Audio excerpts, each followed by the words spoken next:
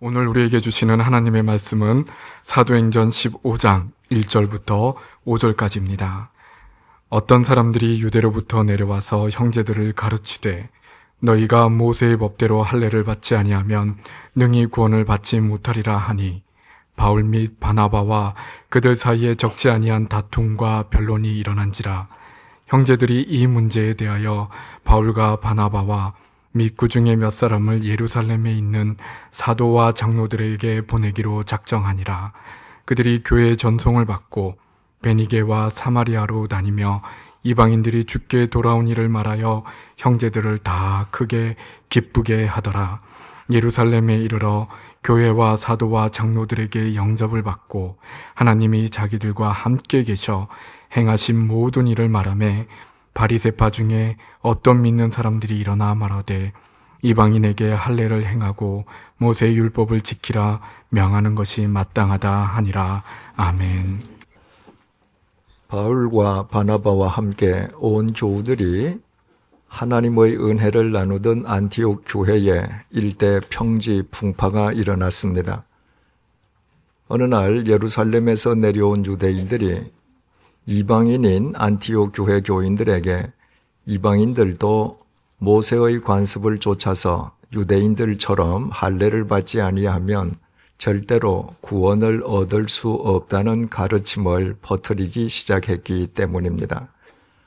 바울과 바나바는 그들과 계속 몇 번이나 마치 화가 난 군중들이 폭동을 일으킬 것과 같은 기세로 격렬하게 분노하며 맞섰습니다. 바울과 바나바가 복은 데에 그 유대인들은 하나님께서 당신의 독생자를 십자가의 제물 삼아 구원하신 하나님의 자녀들을 그릇된 유대주의의 굴레에 얽어매려는 영적 살인자에 지나지 않았습니다. 그들의 그릇된 가르침으로부터 하나님의 자녀들을 격리시키지 않는다는 것은 하나님의 자녀들을 사랑하는 바울과 바나바에게는 직무유기와도 같았습니다.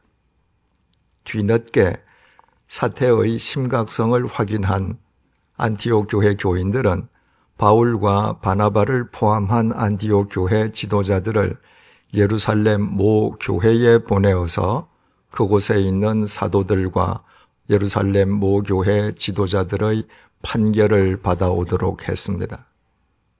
그것은 바울과 바나바에게는 대단히 속 상하고 자존심 상하는 일일 수 있었습니다.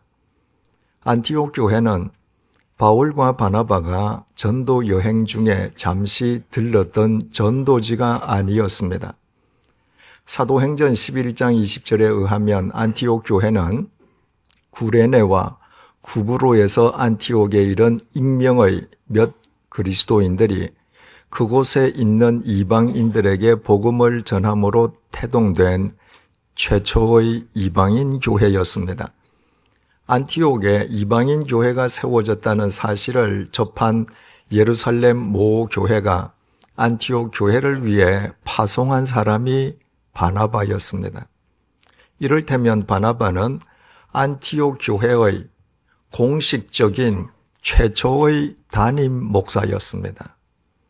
안티옥 교회에 부임한 바나바는 계속된 교인의 증가로 자기 홀로 그 교회를 목회하는 것이 역부족임을 절감했습니다. 바나바는 당시에 고향 다소에서 첩십거하고 있던 바울을 청해서 공동으로 안티옥 교회를 목회하기 시작했습니다. 바울 역시 안티옥 교회의 목회자였던 것입니다. 바울과 바나바가 공동으로 안티옥 교회를 목회하기 시작한 지 1년여가 지났을 때 안티옥 교회 교인들은 성령님의 명령에 따라서 그들의 공동 목회자였던 바울과 바나바를 지중해 세계 전도를 위한 최초의 전도자로 파송했습니다. 바울과 바나바는 최소한 1년여 이상에서 최대 2년까지 소요된 전도 여행에서 안티옥으로 귀환한 뒤에 계속해서 안티옥 교회 교인들과 오랫도록 함께 지냈습니다. 바울과 바나바는 안티옥 교회 교인들에게는 변함없는 그들의 목회자였던 것입니다. 그렇다면 안티옥 교회 교인들이 대체 누구 말을 들어야 하겠습니까? 어느 날 느닷없이 찾아온 유대인들이 이방인도 유대인들처럼 할례를 받지 아니하면 절대로 구원을 받을 수 없다고 주장했고, 그래서 바울과 바나바가 그것은 복음에 위배되는 거짓 가르침임을 분명하게 밝혔다면 안티옥 교회 교인들은 응당 자기들의 목회자인 바울과 바나바의 말을 믿고 느닷없이 나타나서 거짓 가르침을 가리키는 유대인들을 배척함이 마땅하지 않겠습니까? 그러나 안티옥 교회 교인들은 그렇게 하지 않았습니다. 안티옥 교회 교인들은 바울과 바나바를 포함해서 안티옥 교회 지도자들을 예루살렘 모 교회에 보내어 사도들의 판결을 받아오게 했습니다. 안티옥 교회 교인들이 그런 결정을 내린 속내가 무엇이었겠습니까? 자신들의 구원과 관련된다는 할례에 관한 한 바울과 바나바 당신들의 설명만으로는 미흡하다는 것이었습니다. 우리가 바울과 바나바 당신을 사랑하고 존경하기는 하지만 그러나 이 문제에 관해서만은 예루살렘에 있는 예수님의 직계 제자들인 사도들의 판결을 받아보아야 되겠다는 것입니다. 바나바, 바울 당신들도 사도라고 불리기는 하지만 그러나 베드로처럼 예수님의 직계 제자는 아니지 않느냐는 뜻이었습니다. 한마디로 할례에 관한 한 우리가 바울과 바나바 당신들만의 주장을 전적으로 수용하기는 어렵다는 것이었습니다. 그러므로 안티옥 교회의 공동 목회자로서 안티옥 교회 교인들을 위해서 열과 성을 다했던 바울과 바나바에게 그것은 크게 자존심 상하는 일일 수 있었습니다. 또 그것은 엄청난 배신감을 느끼기에 충분한 일이었습니다. 그러나 바울과 바나바는 역시 우리 정도의 바울과 바나바가 아니었습니다. 본문 3절을 보시겠습니다. 그들이 교회의 전송을 받고 베니게와 사마리아로 다니며 이방인들이 주께 돌아온 일을 말하여 형제들을 다 크게 기쁘게 하더라. 바울과 바나바는 배신감에 치를 떨면서 예루살렘에 올라가기를 거부하지 않았습니다. 내심 싫지만 체면상 어쩔 수 없이 억지로 올라간 것도 아니었습니다. 바울과 바나바는 안티옥 교회 교인들의 결정에 순종해서 기꺼이 예루살렘으로 올라갔습니다. 안티옥에서 예루살렘으로 올라가면서 만나는 믿음의 형제들에게마다 하나님께서 자신들의 전도 여행 기간 동안에 얼마나 신비롭게 이방인들을 구원해 주셨는지를 그들에게 간증함으로써 그 간증을 듣는 믿음의 형제 자매들을 다 크게 기쁘게 하였습니다. 우리말 크게라고 번역된 헬라어 메가스는 영어로 100만 배를 뜻하는 메가입니다. 바울과 바나바의 간증을 듣는 사람들이 그만큼 큰 기쁨을 누렸다는 의미입니다. 우리는 여기에서 바울과 바나바의 진면목을 발견하게 됩니다. 바울과 바나바는 하나님께서 자신들의 삶 속에서 베풀어 주신 하나님의 은혜를 잊지 않고 늘 기억하고 확인하고 되새기는 사람들이었습니다. 과거로 회귀하거나 과거에 집착해서가 아니었습니다. 그 과거의 연장선상에서 현실을 뚫고 걸어가야 할 길을 뚜벅뚜벅 걸어가기 위함이었습니다. 오늘이 있기까지 지난 시간 동안에 하나님께서 신묘막측하게 은혜를 베풀어 주셨음을 믿기에 다른 사람이라면 배신감을 느낄 수밖에 없는 그 상황 속에서도 전혀 개의치 아니하고 그 하나님을 믿는 믿음으로 예루살렘으로 올라간 것입니다.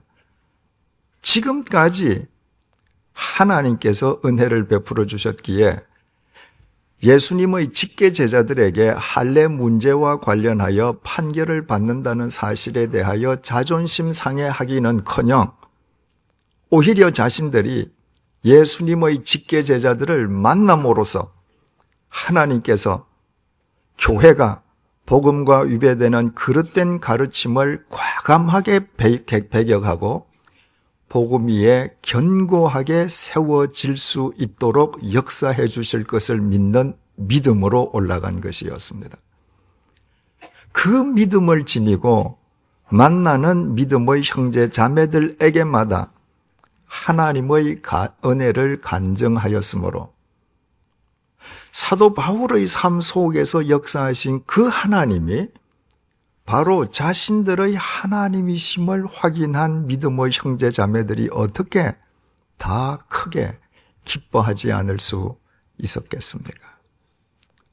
우리는 오늘 한 해를 마무리하는 마지막 송년주일 하나님께서 우리에게 주신 본문을 통해서 송년주일의 참된 의미를 깨닫게 됩니다.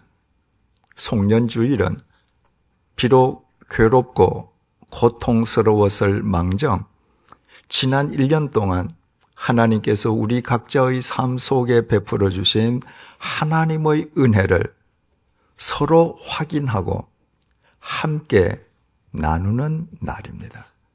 그리고 바로 그 연장선상에서 새해를 맞는 것입니다. 그래서 우리는 새해를 맞이할 때마다 해를 거듭할 때마다 우리의 믿음이 더 성숙해지게 되고 우리의 삶은 하나님의 뜻을 이루는 섭리의 텃밭으로 승화되게 되는 것입니다. 그와 같은 우리의 삶이 결과적으로 우리와 함께하는 사람들에게 큰 기쁨으로 다가갈 것임은 너무나도 자명하지 않습니까? 이런 의미에서 우리 이 시간에는 새 교우님으로부터 직접 간증을 들어보도록 하겠습니다. 안녕하십니까. 저는 604구역의 죽고쌤입니다.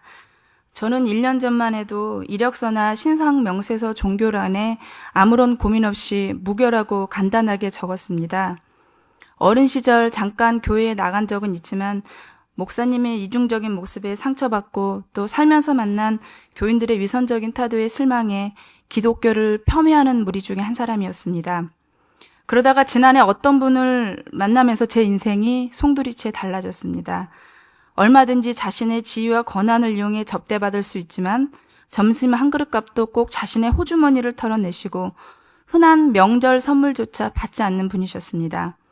그분이 전해주시는 하나님과 성경 말씀은 한없이 따뜻하고 부드러웠습니다. 그러나 한국 교회의 타락을 염려하시는 그분의 눈빛은 매섭고 진지했습니다. 그분께서는 초신자인 제가 실망하고 상처받을 것을 염려해 100주년 기념교회를 추천해 주셨습니다. 저는 그분이 믿고 따르는 하나님이 어떤 분일까 궁금해졌고 고민 끝에 아이 손을 잡고 서툰 초행길을 따라 이곳에 오게 됐습니다. 태어나서 처음으로 성경책도 사고 헌금은 얼마를 해야 하는지 몰라 난감해하는 철부지 신도였지만 하나님께서 불러주신 덕분에 새신자방 강의도 듣게 됐고 얼마 전 드디어 세례까지 받았습니다. 세례신 날 목사님께서 부어주신 성수가 제 머리를 적실 때 두 볼을 타고 흐르던 뜨거운 눈물이 아직도 생생합니다. 참회와 감사, 벅찬 기쁨의 눈물이었죠. 지난 1년간 저의 신앙생활은 끊임없는 자기 부정과 감사의 시간이었습니다. 그동안 저는 제가 꽤나 괜찮은 사람인 줄 알았고 제가 이룬 모든 것이 제 능력 때문이라고 착각했는데 그렇지 않았습니다. 부족함을 깨우치고 나니 쓸데없는 욕심이 버려지고 내게 주신 능력 안에서 모든 것을 이룰 수 있다는 자신감이 생겼습니다. 그러나 무엇보다 가장 큰 축복은 제 인생에 찾아온 사랑과 용서 그리고 평화와 안식이었습니다. 대학 졸업 후 엄마가 돌아가시면서 저는 어줍지 않은 엄마 노릇을 해야 했습니다. 덕분에 제대로 역할도 못 해내면서 금전적인 도움을 조금 준다고 유세도 꽤나 부리고 형제 자매와 아버지를 큰 짐처럼 생각했습니다. 그러나 내 형제에게 원망 들을 만한 일이 있는 것이 생각나거든 예물을 제단 앞에 두고 먼저 가서 형제와 화목하고 그 후에 와서 예물을 드리라는 말씀에 반성하고 또 반성했습니다. 둘째 아이가 다른 아이들에 비해 말이 늦고 발달이 느려 걱정이 많았습니다. 심지어 자폐가 아닌가 걱정하느라 올해 초에는 가벼운 우울증까지 찾아왔습니다. 그러나 하나님께서는 예배 시간을 통해 두려워 말라. 내가 너와 함께함이니라. 내가 너를 굳세게 하리라. 참으로 너를 도와주리라. 이런 말씀을 주시고 저의 탄식과 눈물을 거두어 가셨습니다. 남편과 사랑해서 결혼했지만 둘째를 낳고 난 후 자주 싸우고 다투면서 제 마음엔 미움과 상처가 커졌습니다. 보기 싫고 미워서 제겐 원수처럼 느껴지는 남편. 그러나 하나님께서는 이런 말씀을 주셨습니다. 내 원수가 굶주리거든 그에게 빵을 주어 먹게 하고 그가 목마르거든 그에게 물을 주어 마시게 하라. 내가 그의 머리 위에 숯불을 쌓으면 주께서 내게 보답해 주시리라. 말씀대로 화가 끓어오를 때 오히려 따뜻한 식사 함께 차려주고 제 불만을 털어놓는 대신 남편의 얘기에 귀 기울였습니다. 그랬더니 정말 남편의 머리에 화로가 놓인 것처럼 부끄러워하면서 잘못을 사과하고 용서를 구하더군요. 에베소서 말씀처럼 주께 복종하는 것처럼 남편을 따르니 남편도 자기 몸처럼 저를 사랑하는 것이었습니다. 저는 아직도 목사님 말씀을 듣다가 꾸벅꾸벅 졸거나 또 헌금하는 걸 깜빡 잊고 돌아오는 빈틈 많은 사람입니다. 그러나 은혜 받은 것이 많은 만큼 내년부터는 좀 더 큰 기도를 드리려고 합니다. 정부의 복지 예산이 대폭 삭감되어 벼랑 끝에 몰린 사람들의 삶이 더욱 고단해졌습니다. 가난한 이들을 긍휼히 여겨주시고 앞으로는 부디 선한 가치를 실현시키기 위해 노력하는 참된 위정자를 세워주셔서 이 땅에 정의가 마르지 않는 강처럼 흘러넘치길 소원합니다. 그리고 이 자리를 빌어 제 자신과 굳은 약속을 하고자 합니다. 하나님, 제가 그랬던 것처럼 말씀이 아닌 사람을 보고 등을 돌린 세상 사람들에게 당신의 증거가 되기 위해 참되게 살겠습니다. 거룩한 이름을 빛나게 하는 신실한 제자로 주님께 영광 돌리는 사람이 되겠습니다. 감사합니다. 안녕하십니까. 513구역 건복 집사입니다. 보잘것없는 제게 귀한 기회를 허락해 주신 주님께 감사드립니다. LG에 근무하고 있는 저는 일반 사람들에게는 흔하지 않은 경험을 하였습니다. 이미 언론에서도 발표되었습니다만 회사가 미국 공정거래법 관련 가격 담합 혐의로 제소가 되어서 4억 불의 벌금을 물게 되고 회사 간부 중에서 제가 대표로 책임을 지고 작년 7월 말부터 금년 6월 중순까지 10개월 반 동안 미국 캘리포니아에 위치한 미 연방 교도소에서 복역을 하였습니다. 몇 년간 지속되었던 준비기간 또는 검찰 조사, 재판을 거치면서 왜 하필 이런 일이 내게 일어났는가? 왜 내가 책임을 지고 복역을 해야 하는가? 그런 등의 생각으로 숱한 밤을 잠을 이루지 못하였으며 회사에서 일할 때나 사람들을 만날 때 심지어 교회에서 예배 드릴 때까지 집중을 못하고 다른 생각에 접근했습니다. 복역을 위해 미국으로 출발해야 할 시간이 다가오면서 미국의 교도소 생활은 어떤가, 위험은 없는가, 잘 견뎌낼 수 있을까 하는 불안감은 지속되었고, 떠나는 날 주일 예배를 드리며 앞으로 1년여간 예배를 드릴 수 없고 목사님께서 주시는 귀한 말씀의 은혜를 받을 수 없겠다는 생각 때문에 마음이 아프고 가슴이 메였습니다. 떠나는 저를 위해 주신 목사님의 말씀과 기도는 제게 큰 힘이 되었습니다. 오랜 해외 생활과 출장으로 익숙해져 있던 저였지만 복역을 위해 떠난 11시간여의 비행은 온갖 불안과 걱정에 사로잡혀 길게만 느껴졌습니다. 입소 하루 전 제가 들어가야 할 감옥의 바깥 환경을 보며 상대적으로 여건이 좋은 것 같아 주님의 간섭과 임재를 느꼈으며, 입소 당일 저를 배웅하기 위해 동행했던 회사 직원, 변호사들과 함께 교도소 입구 마당에서 드린 기도는 평생을 잊지 못할 것입니다. 낯설고 불안하기만 했던 입소 이후 첫 밤은 앞으로 그곳에 지내야 할 317일을 생각하며 그저 기도에 매달릴 수밖에 없었습니다. 하루하루의 생활이 어려움과 두려움의 연속이었고, 개인의 인격이라고는 인정되지 않는 철저한 죄인 취급, 긴장의 연속, 열악한 환경과 음식 등이 제게 걱정을 더하였고, 앞으로 잘 견딜 수 있을까, 해외여행만 포기하면 되는데 괜히 온 것 아닌가 하는 생각으로 후회하기도 했습니다. 그런 가운데 제가 할 수 있는 일이 기도, 말씀, 책 읽기였기에 반복해서 제게 들려주시는 내 길을 내가 예비하였나니 연단을 통하여 정금같이 나오리라. 세상 끝까지 함께하리라. 두려워 말라. 내가 감당할 만큼 고난을 허락하리라는 말씀으로 힘을 얻었습니다.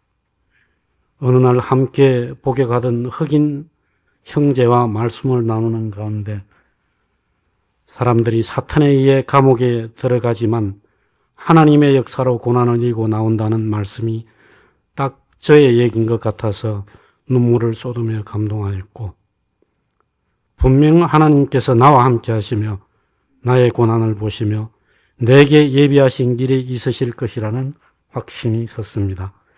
이후 저의 생활은 완전히 달라졌고 제 마음은 안정을 찾게 되어 항상 기뻐하라, 쉬지 말고 기도하라, 범사에 감사하라는 말씀을 붙들고 어려움도 두려움도 외로움도 기쁨과 감사로 극복할 수 있었습니다.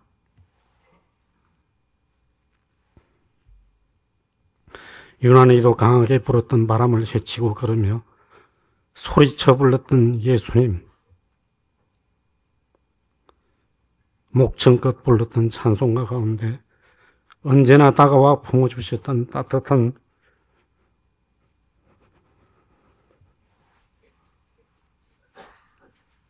죄송합니다.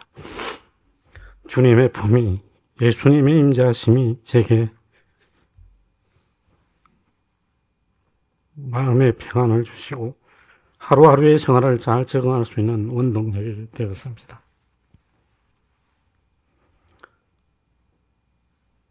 부질없이 보냈던 지난 시간들과 부족하기만 했던 제 자신을 회개하고 지금까지 살아오며 겪었던 모든 일들이 전부 철저한 주님의 계획과 섭리였음을 감사하는 귀한 시간이었습니다.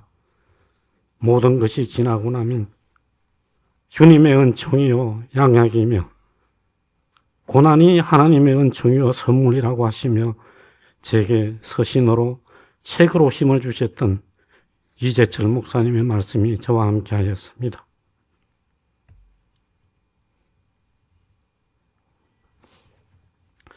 가족들이 제게 큰 힘이 되었습니다.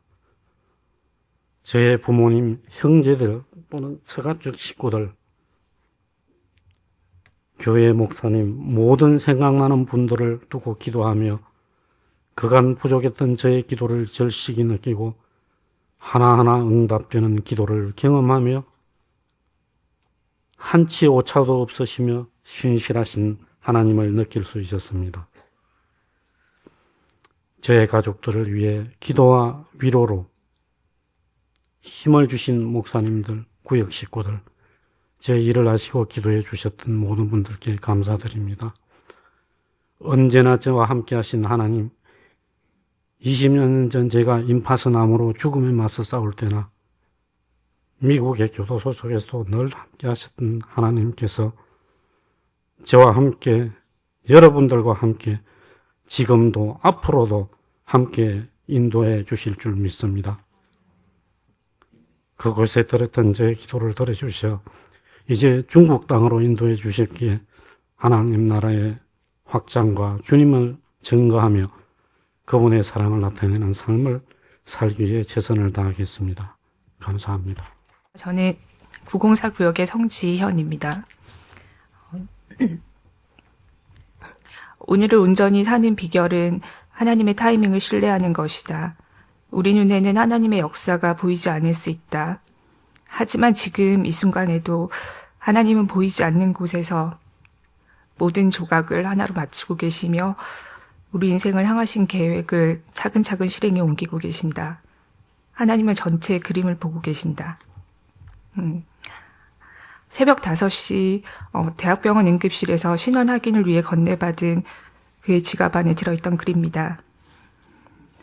1997년 12월 말 신입생 오리엔테이션을 준비하는 회의에서 서로를 처음 보았고 당시 의예과 간호학과 학생회 회장과 부회장으로 있던 우리는 여러 가지 행사와 회의를 통해 서로를 알아갈 수 있는 기회가 자연스럽게 많아졌고 그와 함께 서로를 향한 마음도 조금씩 커가기 시작했습니다. 그렇게 시작된 우리의 사랑은 2004년 결혼으로 아름다운 결실을 맺었고 결혼을 통해 서로에 대한 신뢰와 사랑은 더욱 깊어져 갔습니다. 그는 저의 감사 제목 1순위였고 저의 마음을 가장 온전히 나눌 수 있는 영혼의 친구이자 인생의 멘토였으며 일에 있어서는 멋진 선배이자 귀감이 되는 모델이었고 그의 가치관과 삶의 태도는 저의 지표였습니다. 사람도 이처럼 나를 사랑할진데 하나님의 사랑은 더 크고 깊겠지라고 생각하며 하나님의 사랑을 더 잘 알아갈 수 있을 만큼 그의 사랑은 한결같고 깊었습니다. 결혼 4년 차가 되던 해인 2008년 3월 마지막 주 토요일, 그는 4월 한 달 동안 강릉 아산병원으로의 파견 일정이 있었고 저는 우리 두 사람 모두에게 매우 소중한 친구의 결혼식과 시어머님의 생신이 있어 안타까운 마음을 뒤로하고 부산으로 발길을 옮겼습니다. 부산에 도착해서 가족들과 함께 저녁 식사를 하고 있는데 그가 들뜬 목소리로 반가운 소식을 전해왔습니다. 4월부터 보게 될 환자들에 대한 인수인계는 마쳤고 주말 동안 당직이 아니니 오늘 밤이라도 부산으로 내려와 주일을 함께하고 오후 차편으로 다시 돌아가겠다는 것이었습니다. 죄송합니다. 그는 생신을 앞둔 어머님을 비롯한 가족, 결혼하는 소중한 친구와 함께할 수 있는 기쁨과 감사에 들떠 있었고 새벽 4시경 부산에 도착하게 될 것이라며 본인은 부산 고속버스 터미널에 내리면 알아서 택시를 타고 들어갈 테니 잠 설치지 말고 푹 잘 것을 거듭 말하였습니다. 새벽 5시경 전화벨이 울렸고 당연히 그의 잘 도착했다는 전화일 것이라 생각했습니다. 그러나 그 전화는 동의대학교 병원 응급실 직원으로부터 남편이 도착 시 운명 상태이니 병원으로 와서 신원 확인을 해달라는 전화였습니다. 한 택시가 중앙선을 침범하면서 두 차가 충돌하였고 그것을 미처 발견하지 못하고 그 현장을 또 다른 차가 치고 가는, 그래서 2명의 생명이 한순간 그 자리에서 주검으로 변해버린 끔찍한 상황이었습니다. 아름다운 가정을 이루고 모범이 되기를 원했던 서로의 소망과 기도에 왜 이렇게 허망하게 응답하시는지 알 수 없었습니다. 이런 결론을 주실 것이면서 왜 그렇게 사랑하게 하셨는지 알 수 없었습니다. 그가 살아있는 시간이 길수록 하나님을 위해 그가 한 일은 더욱 많았을 것이고 하나님께서는 더 많이 영광 받으셨을 텐데 왜 그렇게 하셨나 하는 생각을 지을 수 없었습니다. 하나님은 정말 선하신가? 하나님은 정말 전지전능하신가? 라는 질문이 마음속에서 떠나지 않았고 그의 일을 빗대어 보면 늘 그중 한 가지는 진실이 아님에 틀림없었습니다. 선하심이 사실이라면 그 일을 허락하신 하나님은 전지전능하지 않으신 것이 틀림없었습니다. 그리고 전지전능하시다면 그 일을 계획하신 하나님은 선하지 않으심이 틀림없었습니다. 그러나 시간이 흘러갈수록 자꾸만 또렷해지는 그의 글귀, 마치 준비해놓은 듯 쓰여있던 그의 글이 계속 생각나기 시작했습니다. 지연아, 하나님의 타이밍을 신뢰하렴. 하나님의 역사가 우리 눈에는 보이지 않을 수 있단다. 제 마음이 조금씩 변화되고 그와의 만남 자체만으로도 감사하게 된 것은 그분이 전능하지 않아서, 그분이 선하지 않아서도 아님을 발견하게 된 것이었습니다. 그분의 생각과 나의 생각이 다를 수 있음을, 그분의 선함과 나의 선함의 정의가 다를 수 있음을 인정하자 모든 것이 보이기 시작했습니다. 그리고 평소 암 환자들을 대하며 깨달았던 것들이 떠오르기 시작했습니다. 환자 스스로는 자신의 질병의 상태가 어디쯤에 있는지 알지 못하고 무엇이 도움이 되는 치료인지 아닌지 구분할 수 없듯이 하나님과 저의 관계가 꼭 그렇구나 하는 것이었습니다. 의료진이 아무리 환자에게 상세히 질병의 상태와 질병의 병태 생리를 설명해 준다 할지라도 그것을 의료진이 전하는 것과 똑같이는 환자가 이해할 수 없듯이 하나님에 대한 나의 이해도 그럴 수 있겠다는 것이었습니다. 그리고 마태복음 25장에 신랑을 맞으러 나간 10처녀 비유에서 언제 신랑이 도착하더라도 혼인잔치에 참여할 수 있도록 기름과 등불을 모두 준비하고 있던 5처녀, 그 5처녀를 보면서 그를 떠올렸습니다. 언제 어느 때였다 할지라도 하나님은 그를 마음 편히 데려갈 수 있었을 것이라는 생각이 들었습니다. 그의 삶은 언제 도착하더라도 혼인잔치에 참여할 수 있게 준비되어 있던 슬기로운 5처녀와 같았기 때문입니다. 또한 목사님의 말씀을 통해 그의 삶의 물리적인 시간과 나이는 비록 30년이었을지라도 하나님 앞에서 건져 올려진 시간은 길 수 있음을 깨닫게 되었습니다.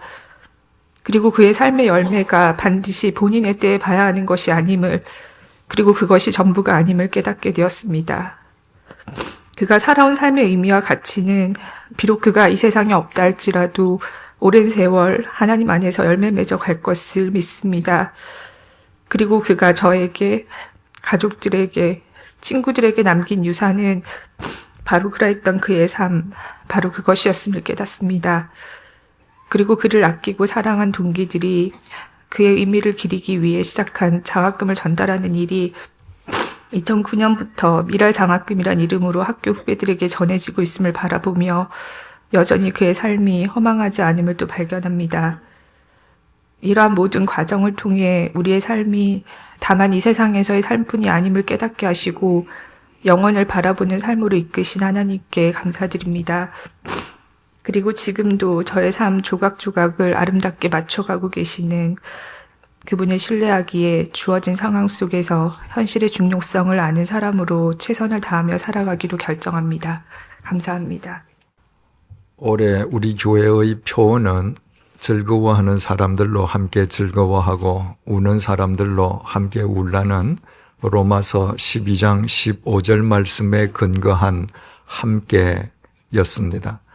우리는 올해를 기점으로 양화진을 뛰어넘어서 세상과 소통하고 국내외적으로 함께해야 할 사람들과 함께할 기틀을 구비했습니다.